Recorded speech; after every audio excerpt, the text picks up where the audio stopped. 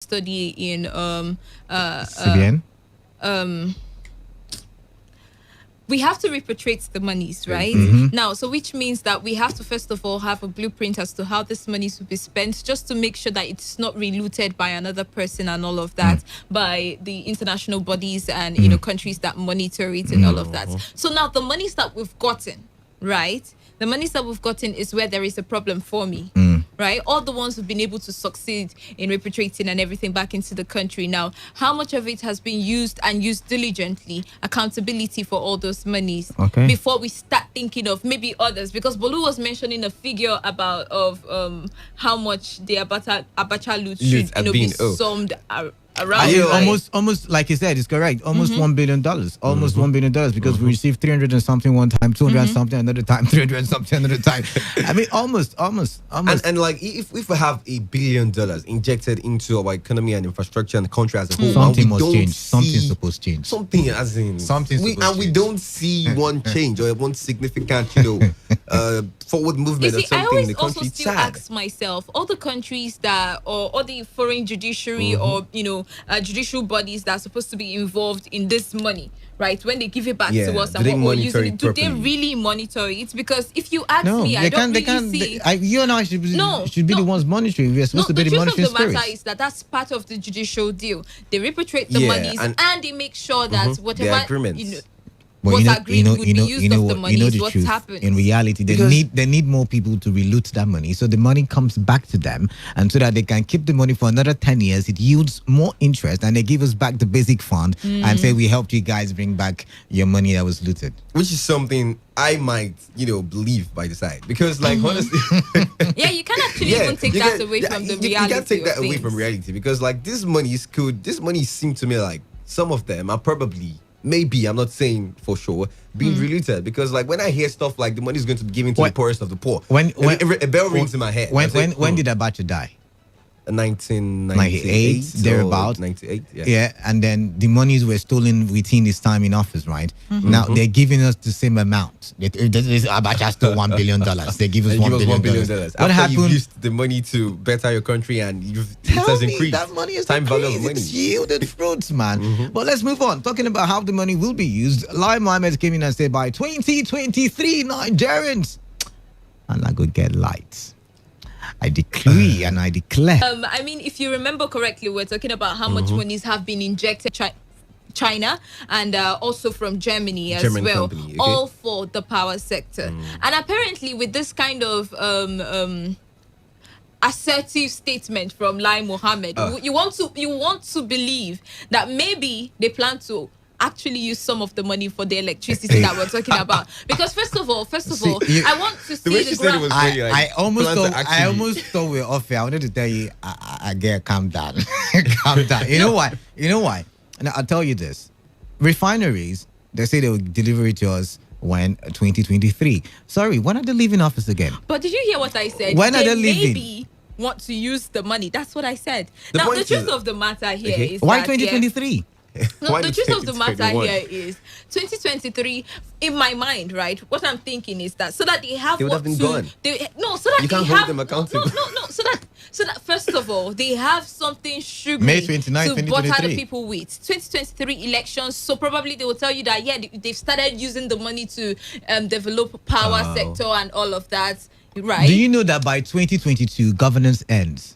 See, the truth of the matter is that politics, as a people, we shouldn't lose focus and account of all the monies that this particular administration is talking about, putting into the power sector, the monies we've borrowed from different countries, the monies that we're also putting in as a country, right? We shouldn't lose focus of it, so that in the end of the day, they would be able to account for those monies. Talking about accounting for money, ICPC is saying that, there are some states in Nigeria who have used COVID-19 as a conduit pipe for stealing money. I remember when we started, I mentioned that the PTF came out to say that states will be the ones handling the battle against COVID-19 now. No longer the PTF or the federal government now is going to go down to states to ensure that they do the contact tracing, they do everything, testing, blah, blah, blah, blah, blah, blah.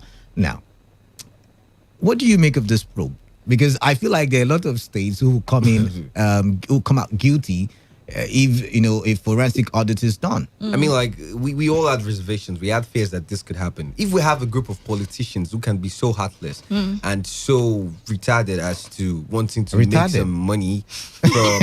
That's the big one. I said if we have those kind of politicians that might want to make money from the war against Boko Haram, something that's been killing people for years, how much more COVID-19? So this is a possibility. You see, you remember when we were having the whole back and forth with Kogi State and the NCDC about having a patient in the state and not having a patient, and then you ask yourself, it means that somewhere, somehow, somebody's politicizing all of this. But actually, they have been NCDC has been able to prove that Kogi State government was wrong. What I'm trying to say is that when there is that kind of back and forth, it means that something somewhere is underlining, right? It means that there is something that we're not getting to hear completely, right? So I do feel that the fight against COVID-19 to an extent may be politicized, especially by the kind of politicians we have in the country. Which is my problem. I'm wondering why Kogi State will want to politicize it, because they are APC as well. I really don't know, and this brings up more questions to be asked, honestly. And by the way, quickly, because time is fast spent, NDDC still made the news again this morning. Senate saying, see, guys, no amount of blackmail that you throw at us will make us stop investigating your books, because we have the oversight function of ensuring that NDDC is not a conduit pipe for corruption, but rather it's a developmental agency and an agency used to bring intervention to the people, right? So now they are saying that they should take, as the NDDC IMC and as the interim management committee should take the what do you call it now, the whatever blackmail or whatever reports that they think or allegation that they think that they have against the Senate or House of Representative members to the ICPC or the EFCC and make their case. Do you think that makes sense? I mean, quickly. Of course it does. Does it? Because I feel like they know themselves. The truth of the matter is this is what I think. The truth of the matter is that, even if they're trying to do this maybe to water down or make people feel like, these are just baseless allegations and all of that, I do feel that if the NDDC as well is also as sincere as this allegation is, it is not difficult for you to carry your petition to ICC but what if this is a subtle message to the NDDC committee? See, guy, I get your own from my hands. No, you get you my own from your hands. Okay. So. Let me just leave it at I was trying to open this particular report. I'm not sure whether it was from the Punch newspaper or the Nation's newspaper. I found it where they were talking about how they would expose all the firms. I don't know what socio-economic group. All the firms that are involved in fake projects with the NDDC. Oh, I think I saw that too. I'm wondering, right? Like, okay, this is happening. They know about this. This is happening. Anyways, Nigeria is like one big circus to some of our politicians and leaders in top positions. Oh, I think annoying. I just found it now. Group vows to expose benefiting firms. This is the Global Forum for Accountability and Transparency Nigeria, a non-partisan pressure group, has threatened to unravel the identities of the firms that benefited from the alleged fake projects inserted into the 2019 budget of the Niger Delta Development Commission. It promised to name the companies that has been collecting 1 billion naira monthly, as alleged by the NDDC Executive Director Projects, Cairo Ojugbo, and they go on to talk about the other, accusations and allegations and how. They would also name the beneficiary or benefiting company rather that was paid $28 million for doing nothing. So many of those things there. Do you remember when I think a senator, his name wasn't mentioned, was allegedly given some contracts and he didn't fulfill those contracts? His name was mentioned. I've forgotten his name. Yeah. You see where I have a problem with this non-partisan group is they have this evidences with them, right? Send a petition, right, to the EFCC or ICPC. Send a petition. That's what it is, right? But not coming out to the media and talking about how you want to unravel and identify these firms. It's as easy as you will identify them when you send a petition to the EFCC. When I see groups like this and I see non-partisan, I just have this smile. Guy, they are partisan. See, I feel this particular thing for me underlying is that they probably want maybe some sort of this some sort of threat. Like, look, we have this. See, if the you truth, do the anyhow, truth is we that, would- that group might be looking for favor. See, we That's don't the know. We thing. don't know. But This is let's Nigeria. move on. I mean, we will let the callers, have their say right about now. But not before we talk about the policeman who went on a rampage early hours of yesterday. Okay. And for me, I mean, the police have come under a lot of light recently. The shooting of Tina. Is it Tina? Yeah, I don't want to mix it up. Tina, Yes, Tina, Tina, 16-year-old girl.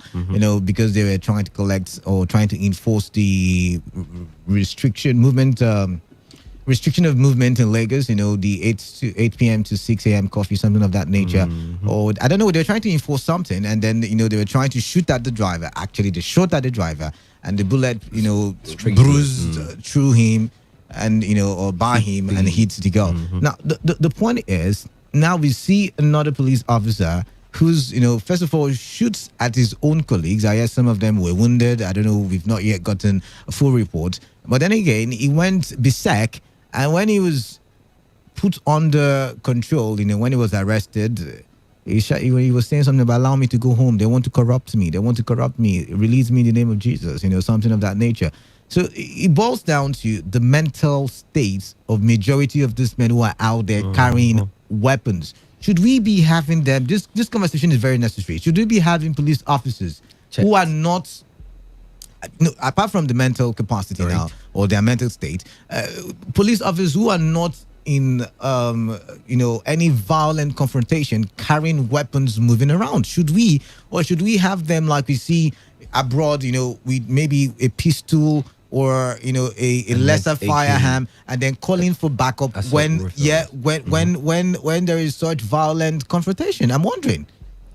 It's quite appalling, first of all, to see this happen. I mean, the Lagos State Police Command came out to confirm that the man had some, mental issues, and it makes you wonder how many more of these men we have within the Nigerian police force. It's appalling. This time around, it was quite unfortunate because it wasn't just a civilian that was killed.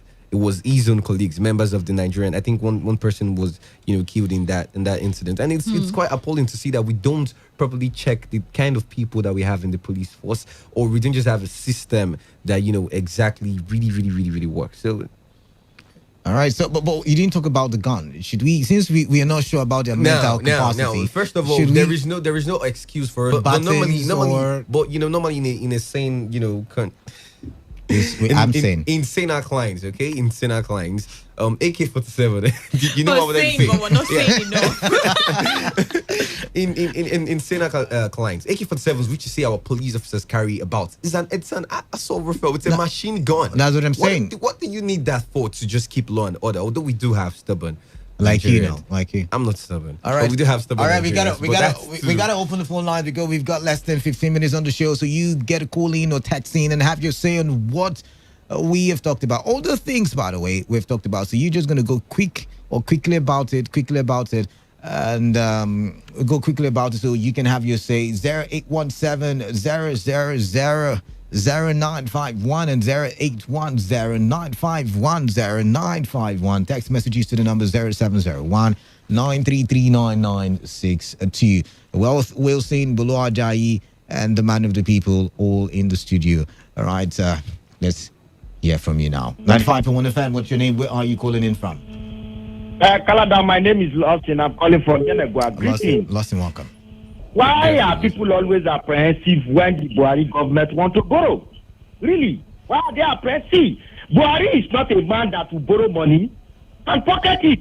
No. See, he was don't stop me. Allow me to use my time. Nobody has stopped you. Nobody has said you shouldn't borrow. They're asking for him to come out with, I wasn't going to stop you. Come on, Lawson. Why are you petty? I was going to say that nobody is stopping him from borrowing, but they're asking him to show Nigerians how he's used the money he's been borrowing. That's all. That is what, see, the budget, part of how the budget to be funded is still growing.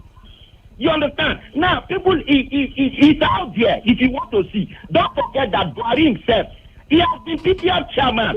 He was governor. He was head of state. He was a petroleum minister. Under him, refineries were built, pipelines were laid. His integrity has never been called for question. All right. Never. That doesn't mean Nigerians should not be carried along. It doesn't still mean Nigerians should not be carried along. Do you know that as you and I, as we speak, the